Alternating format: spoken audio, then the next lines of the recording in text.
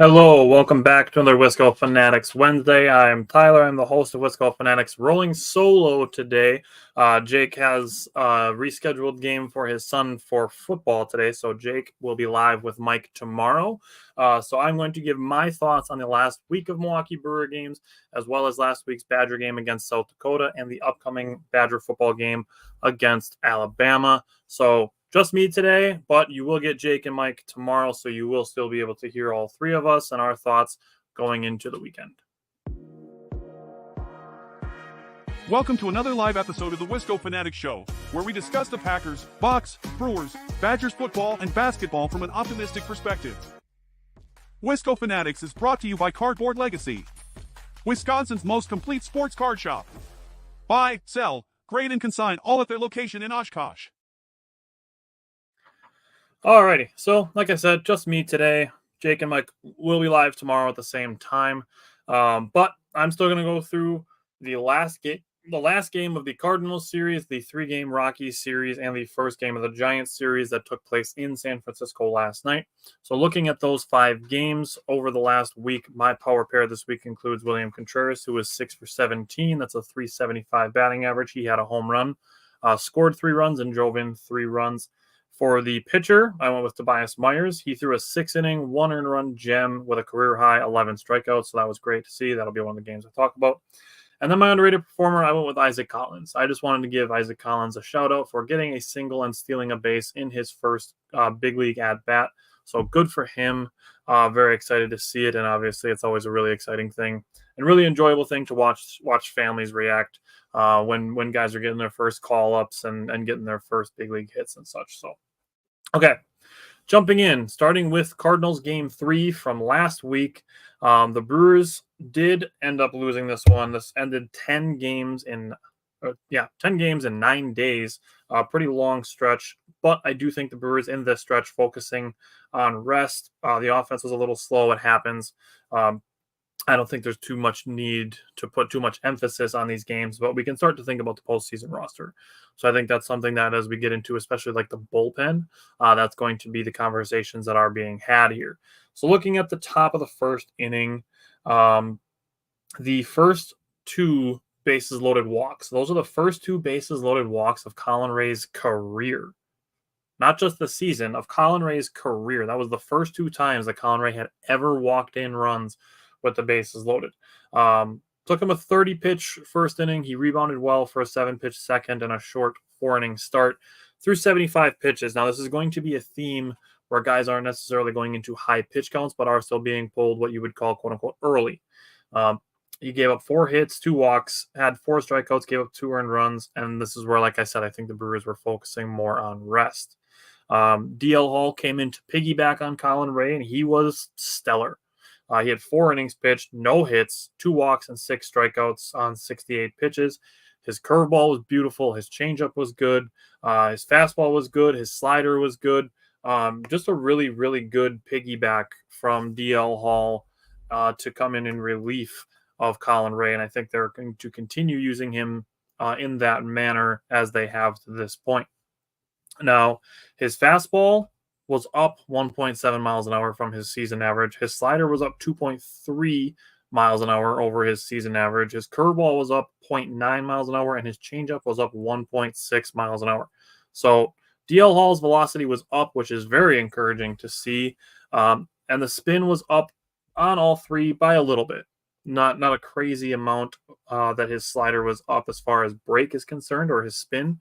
But he located very well, very, very well in this appearance, and he was throwing hard. So very good signs for sure relating to DL Hall. Now, Eric Haas did have a 109.6 mile an hour exit velocity, 438-foot home run in this game. Honestly, my thing with Eric Haas is it's impressive how well he stays ready despite sparing playing time. So really cool to see Eric Haas have that home run in this game as well. This game was also a little bit of a struggle, as I kind of previously mentioned, for the offense. 0 for 15 with runners in scoring position it's a tough day at the office, but again, it doesn't define the team because they've had sustained success in that area during this season. So again, it happens, but it is what it is. Devin Williams did have a nice and easy 9th inning, 17 pitches, 1, 2, 3. Could have been less pitches, but still a good appearance for him. Now we get to the 10th inning, and we have extra innings again, and Yoel Payams gets a loss. Somebody has to, somebody has to be, charged with the loss for the game because of, the way Major League Baseball is. And this is just another one of those reasons where I don't put a ton of stock into wins and losses as far as starting pitchers are concerned. So the run that scored was the ghost runner. He did get 2 outs on 4 pitches, and then the Brewers intentionally walked Nolan Arenado. So I don't really think that Yoel Payams necessarily did anything wrong in his appearance, but it just, like I said, somebody has to get the loss. It is what it is. Unfortunately, this was another in a long string of games where there was inconsistent umpiring, but it's just the way it goes sometimes, and you just have to be able to adjust to it. And the Brewers just didn't have their stuff that day, so it is what it is. And again, as we near the postseason, they are starting to prioritize rest more than trying to win every single game. Not saying that they're not trying to win, but again, they're prioritizing rest to prepare for the playoffs. Going into the Rocky series, game 1, this one was really all about the pitching. The Brewers lost their second straight game, 3-2, and their third loss in a row, but I will come back to that for game 2. Frankie Montas was cruising through 4 innings pitched. Only 2 base runners he allowed were a walk in the first and a walk in the fourth.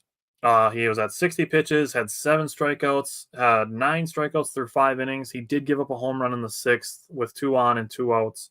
That was really the only blemish that there was on the record of Frankie Montas last week against the Rockies. He had the 3 walks, which I've talked to with Jake a lot about. Jake is a stickler for walks. Looking at the 3 walks, only 1 of them scored. So, limiting the impact that those have.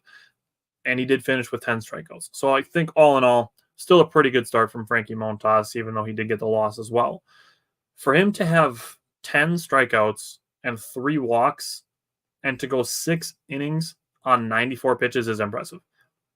You figure that many walks and strikeouts, that's essentially 13 at-bats that are going to the end of the at-bat, whether it's balls or strikes. To keep a pitch count low in that situation is exactly what we want to see out of Freddie Peralta. We know that Freddie Peralta's pitch count runs up high because he is a strikeout pitcher, and sometimes he does draw up, the higher pitch counts because that's what he plays to, because that's what his strengths are. So seeing Frankie Montas do that, it's really like, okay, can we teach Freddie Peralta how to do that? Can we teach Freddie Peralta how to go 6 innings with 10 Ks on 94 pitches, even if he has 3 walks? So that was really, really cool to see by Frankie Montas. And honestly, like I said, if that's something we can teach Freddie Peralta, that would be a big benefit. Then we have Aaron Ashby. Fantastic again. Just whatever it happened, that when he became a reliever, he became dominant and had all of his command locked down. His command was great again. He pitched 3 innings, only gave up 1 hit, no walks, and had 4 strikeouts. Now, looking at the Brewers offense, again, 2 runs. It's another not great day for the offense. But looking at it, seeing the flip side of it, just taking the perspective, the Brewers had 4 hits. All 4 hits came from the 7, 8, 9 hitters in the order. So, yes, the focus is going to tend to be, that means the top of the order sucked. But it also means that the bottom of our order is capable. So there's just a shift in perspective there that, can go to being a positive thing. Dan, what's up? Rolling solo today. I actually fired Mike and Jake and Simon and Bryant. This is now the Wisco Fanatic podcast. I'm just kidding. Mike and Jake are going to be live tomorrow. So they will be live at the same time tomorrow. I'm just sticking with a normal show today. Their Brewers, although only the 4 hits, they did also draw 5 walks. Churio had 2 of them. Bowers had 2 of them. And then Perkins had 1. So still 9 base runners, but obviously the consensus is going to be you're playing the Rockies, you should beat them every single time. And again, if everything happens the way that it should on paper, nobody would watch sports because they'd already know what's going to happen. Going into game 2, though, we Game 2, the Brewers did win, snapped their losing streak of 3. Still the only team in Major League Baseball to not lose 4 games in a row, which is crazy. It's really just a crazy thing to go this many games through the season and still not lose 4 games in a row. I think that is arguably the thing that legitimizes the Brewers the most, because they don't let themselves go on losing streaks.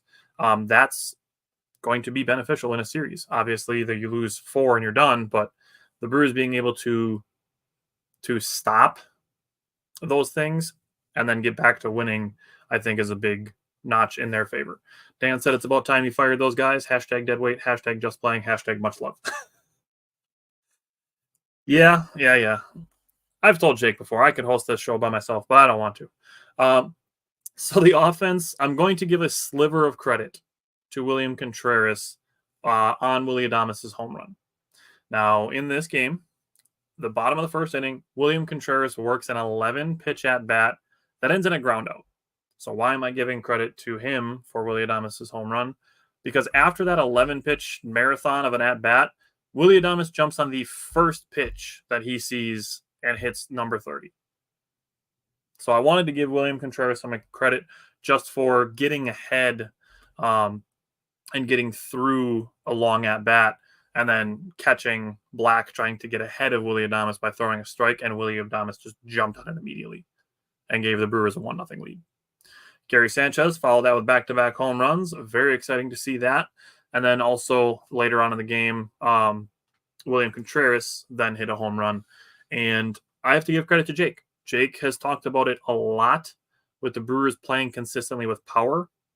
Makes them very dangerous. And to his credit, obviously you can say things like that as blanket statements about anybody, but if the Brewers add that element consistently, it makes them extremely dangerous and a team that is capable of going on a deep playoff run.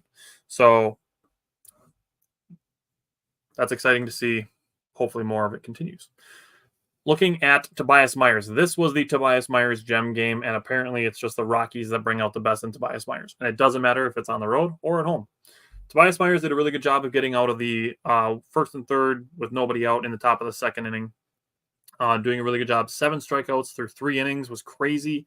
He had a 63% called strike or whiff rate on his fastball. Now, this is the best rate over for players who threw 25 fastballs this season, and the 4th best since tracking began in 2006. That is the highest rate of called strikes or swinging and missing strikes on fastballs specifically. And then Tobias Myers, in games pitching the day after a loss, has pitched 13 times, 12 starts. He has a 7-2 record with a 1.84 ERA, a 183 opponent batting average, and a .88 whip. So Tobias Myers, he is the stopper. Tobias Myers is the stopper. A very good job of him as well in the starting. Career high 11 strikeouts. He had 19 whiffs, 19 swing and misses. That is insane. Awesome. All of the good things. Tobias Myers was absolutely fantastic. Any of the good words you can think to say about Tobias Myers, he deserves them for this game.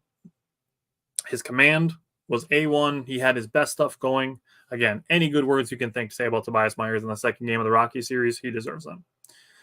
Looking at the bullpen, trying Jared Koenig for 2 innings was a choice. Michael said to sign Myers to an extension. Myers Leonard, that's a different spelling of Myers. I'm just messing with you, Mike. I would sign him to extension. I would sign him to the exact same extension as Aaron Ashby. Looking at Jared Koenig, this is one of those times where, I don't question Pat Murphy too often, but this is one that I would question. Trying Jared Koenig for 2 innings just seemed like not the best idea. He did give up a solo home run in the 8th inning, but he hasn't pitched more than 1 inning since June 28th. And on that day, he pitched an inning and a third. He hasn't pitched 2 full innings since June 11th. So I don't know if Pat Murphy was maybe trying something, if they're looking at trying to use fewer relievers, but seeing if they can stretch them out. Obviously they've done this with Brian Hudson the entire season. Obviously you can see that they're doing it with Joe Ross and DL Hall and Bryce Wilson. Those guys are the multi-inning relievers. I don't know if they were just trying to see if that's something they could do with Jared Koenig. So if they say get 5 innings out of a starter in the playoffs and you put 2 guys in for 2 innings each after that, if you can potentially have it so you have more players available by the day, as opposed to getting 5 innings from your starter and then using 4 pitchers to get through the next 4 innings. So I don't know if that's maybe what they were trying to go for there, but didn't love the choice to try to put Jared Koenig out there for 2 innings. Other than that, Devin Williams is so tough. He is insane. He is obviously a 2-time reliever of the year for a reason. We talk about how much we don't talk enough about how much his fastball and changeup look the same when they come out of his hand. It almost identical, like the release, the extension, like the way that he throws it. Everything is almost the exact same.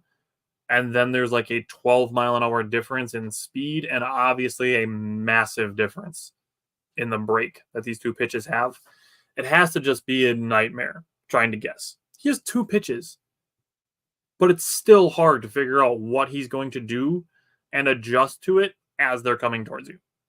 And you have a split second to figure out which one it is and determine a 12-mile-an-hour difference between the 2. Dennis said he hasn't missed a beat since he's been back.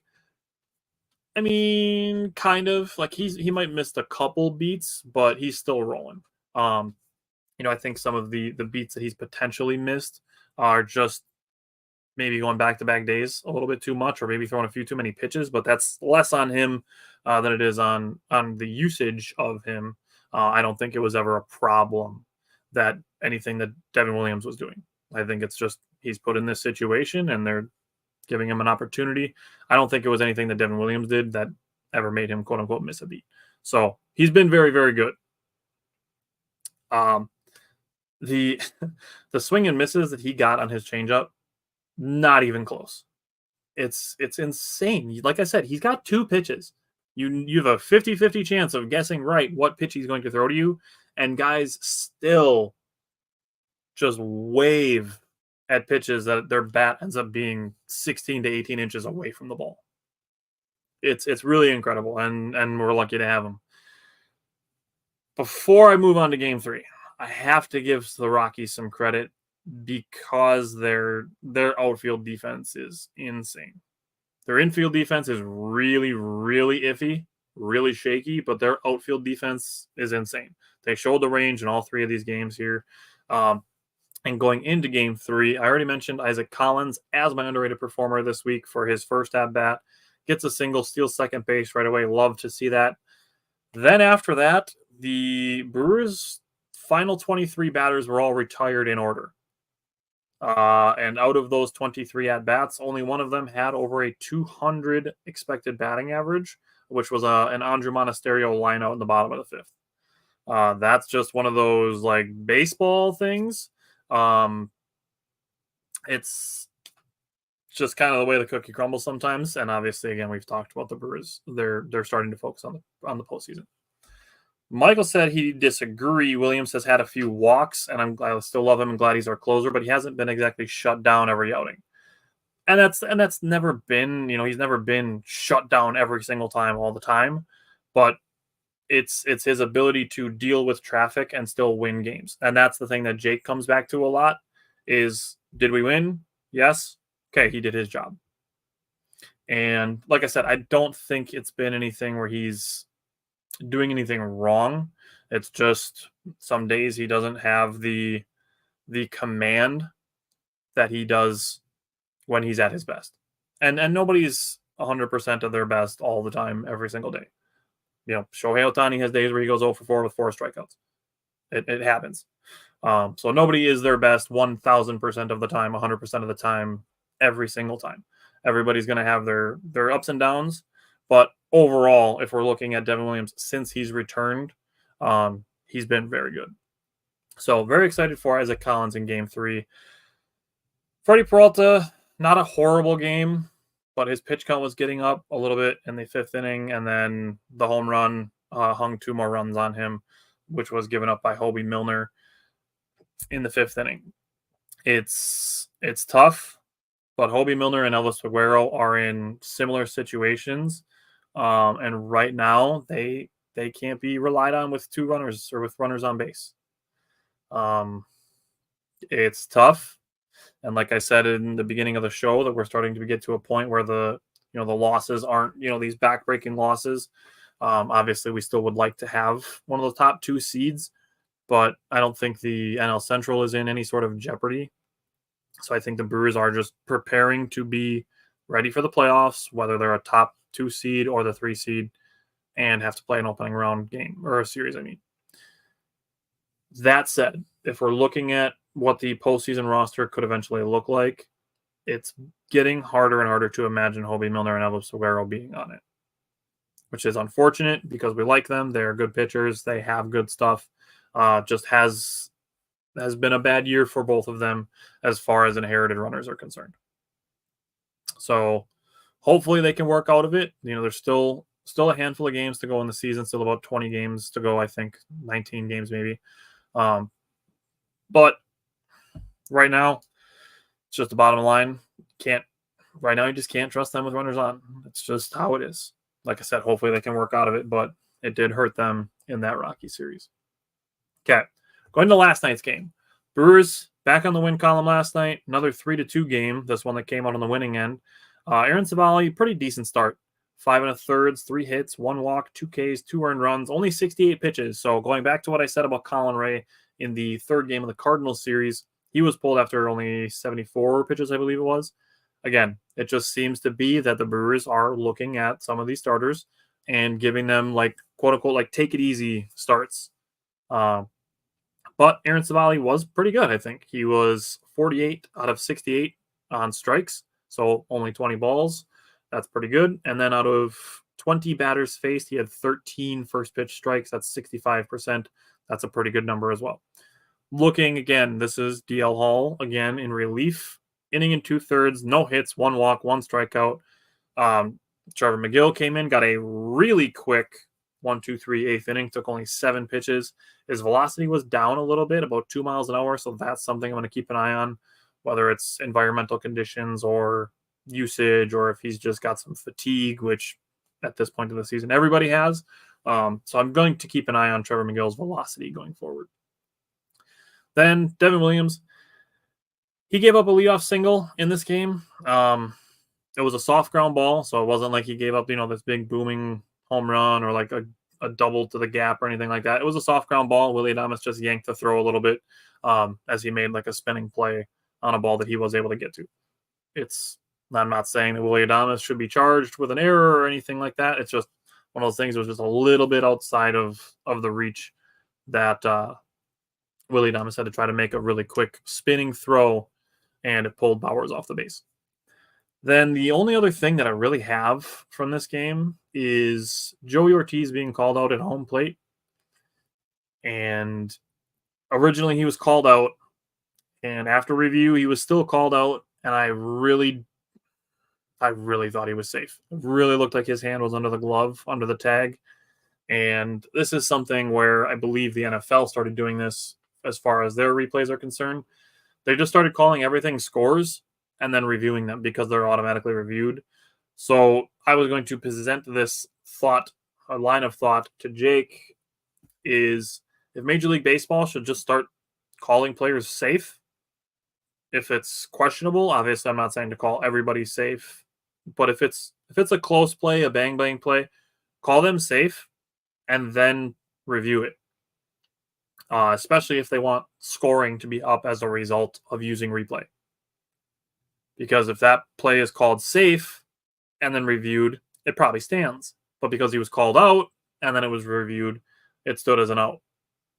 So this is just something where, maybe the tendency is to call them safe until the play is reviewed and then overturn it to an out if they can see that there is an out. Just a thought there.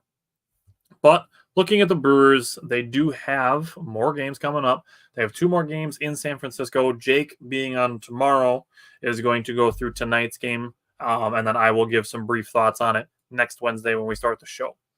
Other than that, 3 at the Arizona Diamondbacks, and then they have the first 2 against the Philadelphia Phillies at home starting next week, Thursday, I believe.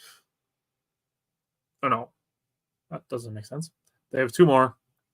Then they have 2 at home against Philly Monday, Tuesday, and then they have the third game is going to be Wednesday night. I don't know why I was thinking Thursday.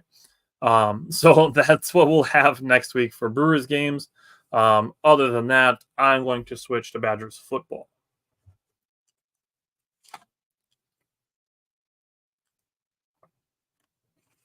All right.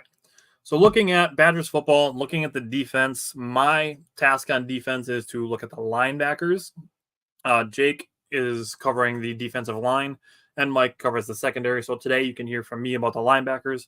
Tomorrow, Jake and Mike will talk about the defensive line and the secondary. So today you get the middle from me, and you can get the front and the back tomorrow with Jake and Mike. But for me, looking at the linebackers against South Dakota, have to tackle better.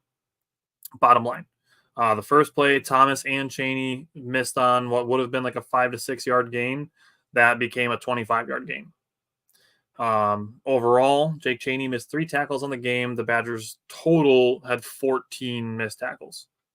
That is extremely high and just a number that really, really needs to come down. So, yeah, 14 missed tackles, got to tackle better. Next, Aaron Witt and Christian Allegro are showing some good defense against the run. So I know a lot of concern this week was about the Badgers' run defense. I think Christian Allegro and Aaron Witt have shown that they are capable of defending the run. And I'm not saying that they need to play over Jaheim Thomas or Jake Chaney, but they might be deserving of having a few more snaps come their way. Looking at Witt, Thomas, and Chaney, the 3 of them did do a really good job of recognizing a screen out of a jumbo set at one point as well. I will say I think the linebackers delivered better pressure on pass plays this week than they did in week 1.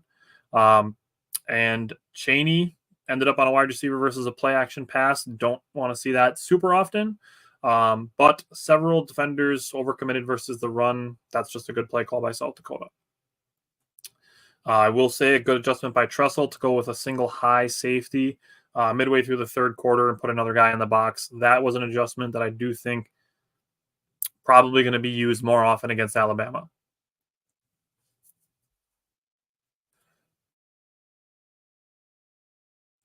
Then we get to Jake Chaney's targeting call. Now, I am in a group chat with Jake and Mike, and I know when this play happened, they were upset. They believed that it was a football play, and Chaney shouldn't have been targeted for targeting.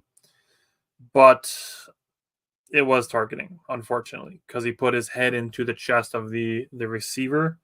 Only thing he needs to do on that play is to just turn his head. That's it. Just the fact that he went straight down with his helmet, unfortunately, does make that a targeting call. So Jake Chaney will miss the first half against Alabama. It's unfortunate. It is what it is. But I do think it was the right call to call that a targeting penalty. Now, after that, after Jake Chaney was ejected, Tackett Curtis came into the game wearing the green dot. So that was interesting to see that they're essentially giving the transfer in, the new guy, the young guy on the team, as far as linebackers are concerned, the green dot. He did a good job filling in for Jake Chaney. And he's another guy in the linebacking room that I think is going to earn himself some more playing time. He was flying around sideline to sideline. He's making plays against the pass and the run. Very excited to see the opportunity that Tackett Curtis is going to get in the first half against Alabama. Now, again, it's a tall task. We know that. And there's no Jake Chaney, who is one of the best players in the defense. But I'm excited for the opportunity for Tackett Curtis. Last thing on the linebackers against South Dakota. Overall, I think they have some work to do on tackling and gap responsibility, but they are showing some good linebacker play with the ability to still be better.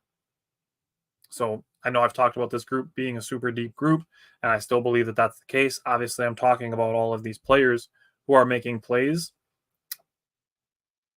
It's a deep group. It really is. And all of the guys have shown something at some point in the first 2 games. So I'm excited to see more. And it's the more that we're going to see is against a really, really good team. That said, Looking at the offense against South Dakota, my charge on the offensive side of the ball is the passing game. Mike has the running game, and Jake covers the offensive line as well as special teams. For me, looking at the pass game, second play of the game, Tyler Van Dyke rolls to his right and hits Vinny Anthony for 32 yards on an absolute dime. Jake and I are going to do some more play breakdowns this week from the South Dakota game before we get to the Alabama game. And this play, seeing him rolling to his right and throwing an absolute dime, there is some encouragement on my part of what I'm seeing from Tyler Van Dyke compared to Tanner Mordecai and Braden Locke last year. Tyler Van Dyke has the arm talent. It's absolutely there. The first third down they had started with 5 wide. They did eventually bring Jackson Aker back into the backfield, but a really good concept of the routes. And again, this is going to be one of the plays that we break down. A really good concept that ended up with a 22-yard gain to Bryson Green. I'm really looking forward to breaking that play down with Jake because I love the concept that they ran on that play. Then we get to the touchdown. Beautiful touchdown to CJ Williams. And this is fantastic play design and perfect execution. This is what we are going to need if we have a chance to beat Alabama. But there's a lot of people that were complaining about Phil Longo through the first 2 weeks. This play right here tells me that he knows what he's doing. And say what you want about it being a one-play sample size, that's true. But you can see these flashes where it's like, oh, okay, like they're starting to figure it out a little bit. And when the play calling, the design, and the execution come together, I think there is potential for Wisconsin to be a very good football team. And that is where I believe that the potential exists for the Badgers to upset Alabama. And again, it's going to take essentially perfection of the play call, the play design, and the execution. All three of those things are going to have to be married for the Badgers to beat Alabama. And I'm not saying that's what I'm predicting. I will get into my score predictions in a little bit. But these flashes that I'm seeing in these first 2 weeks do give me some hope that I do believe that it's possible for the Badgers to upset Alabama. Other than that, I believe Tyler Van Dyke, like I said, after the win over Western Michigan, I think he makes good RPO decisions. Not just when to pass, but also when to hand the ball off. You know, that's something where you look at RPOs and you say, sure, it's good to know when to pull the ball down and pass, but to be the quarterback and know when to let the running back have the ball, that's Tyler Van Dyke making good decisions.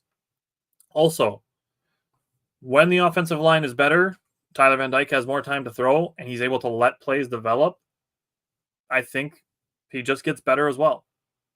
And saw multiple times where Tyler Van Dyke was able to let plays develop, and Will Pauling was able to get behind the linebackers and in front of the safeties, and that is where Will Pauling is dangerous.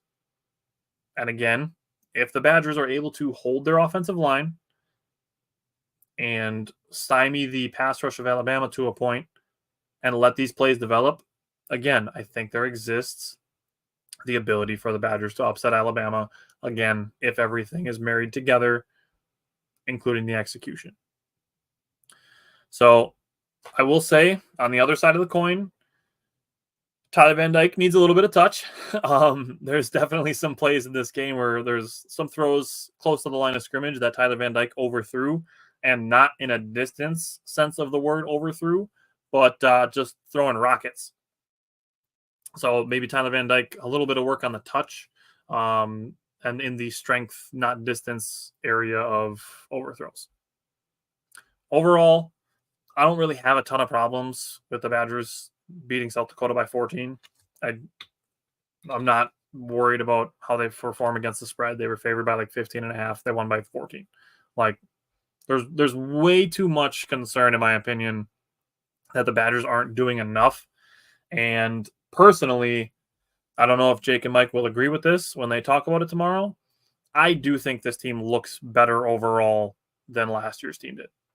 There's a lot of people thinking that this team doesn't look better than last year's team. And I think too many people are expecting too much of an improvement. They're expecting a night and day difference from last year to this year. And I'm looking for more marginal improvements, and I'm looking for game-to-game improvements. And that's going to lead me to the Alabama game. And again, I'm not looking for the Badgers to dominate Alabama or to simply win. I'm looking for the Badgers to be competitive. And obviously they're playing a top 5 team, so there are expectations there that Alabama is going to be favored to win by a fair amount, probably. Again, I don't care about the spreads, so I don't know what it is.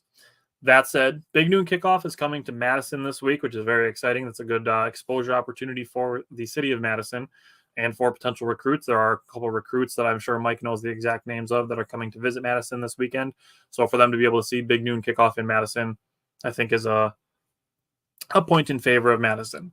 Now, looking at the Badgers defense against Alabama. Yes, Alabama scored 42 points last week, but they scored 28 points in the fourth quarter last week, and 21 of those 28 points came in the final 6 minutes of the game. So they were held essentially through 54 minutes of this game to 21 points, and through 45 minutes of the game held to 14 points by USF. Mike asked, is there a theory that the Badgers have held back some things to unleash on Alabama?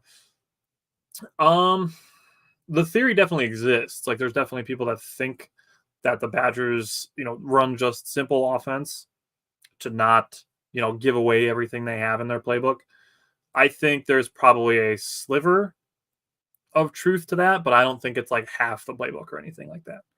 I think if there are a couple things that they were keeping a little closer to the chest to use against Alabama, it's maybe a couple plays, not a couple pages of plays, in my opinion. But we'll see. We'll see what happens if they mix little things up. One thing that I mentioned from last week to this week that I would like to see more of is I want to see Tyler Van Dyke in more RPO situations. So I'll get to that when I get to the passing game segment on the offensive side of the ball. But looking at the defensive side of the ball, no Jake Chaney in the first half, so it is officially Tackett Curtis season, at least for the first half of this game. He definitely earned himself some more playing time with how he played in the absence of Chaney against South Dakota. And he's going to get it immediately. In the game against South Dakota last week, he had 4 run stops in limited playing time. That led the team. So Tackett Curtis, very, very excited to watch him play. Regardless of what happens on the scoreboard, I'm excited to watch Tackett Curtis play. The outside linebackers, those guys have to keep their contain on Jaden Milroe. He is a very good runner. He wants to run about 10 times a game. And he can run. However, he can be turned over. He had 13 fumbles in 2023. He has 3 already in 2024. Contain first, then attack the ball, and the same goes for their running back, Jamarian Miller. So between Tackett Curtis and Jaheim Thomas and eventually Chaney, they will need to be keyed in on Jalen Milroe. And I think that maybe Allegro gets a little bit more playing time after the first 2 games, making an impact in limited snaps. So that's what I'm looking at for the linebackers against Alabama. As far as offense goes, looking at the passing game against Alabama, I'm going to be looking at, as far as the offense is concerned, especially against South Dakota, I think playing with a lead in the second half, the Badgers did keep it basic. So to your point, Mike, of the question of are they keeping anything, I think in the second half they were kind of just running the ball, killing some clock, and I think you can add some of that in as far as time of possession is concerned when you bring in the fact that they brought in freshman running backs and also a backup left tackle. That to me just said they were kind of just trying to get the game over. Now, South Dakota did have a lot of time of possession, so that is part of it. I did see some more wrinkles of the RPO in the first half after seeing just a couple in week 1. So if that trend continues, I would love to see Wisconsin keep the RPO going. Maybe for all 60 minutes, probably not ever going to be all 60 minutes of the game, but to keep that as part of the game plan during all 60 minutes. I'm not saying to run RPO on every single play. That's never going to happen. You're going to have designed passes and designed runs. But I like what I've seen from Tyler Van Dyke as far as decision-making and playmaking in RPO situations has gone so far. So I am on board for more of that. Late in the game, milking clock, Wisconsin were showing that they can use the pass game to possess the ball as well and not just run, and punt if they don't get a first down. Using a guy like Will Pauling in that aspect is a big asset, and I look forward to more of that. I think that is another thing that is potentially different from last year. The Badgers are able to possess the ball with the pass.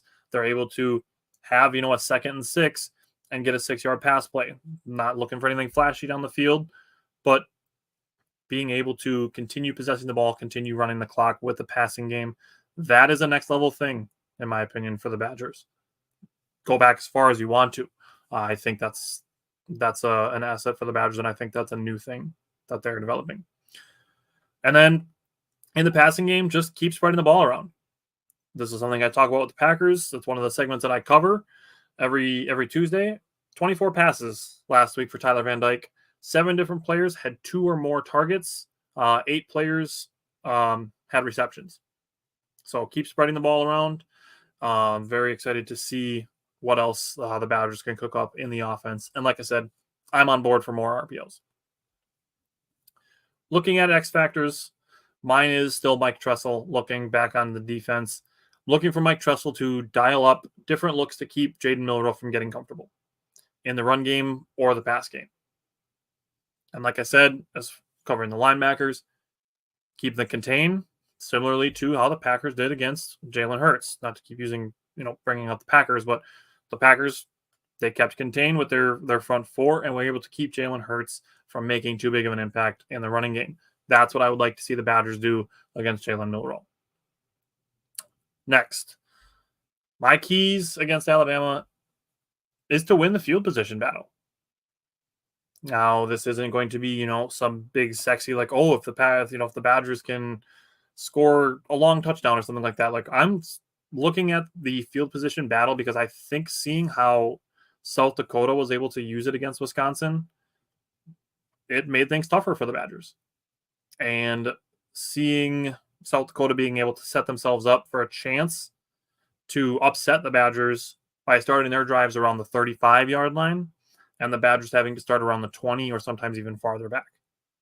So I think there's an opportunity there for the Badgers if they can win the field position battle, that is just another thing that can help them potentially pull off an upset.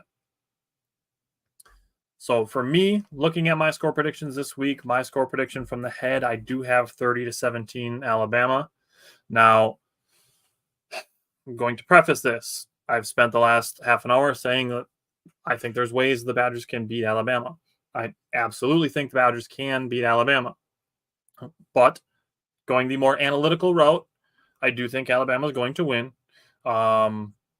It's a top 5 team versus a team who's in the second year of a new coaching staff. And now I get that Alabama is in the new coaching staff as well after Nick Saban retired, but the Badgers are in the middle of a program overhaul as far as the football program is concerned. So I do think Alabama is still going to win this game, but I do think the Badgers have a chance. There's a lot of people that are basically writing off the Badgers as having zero chance.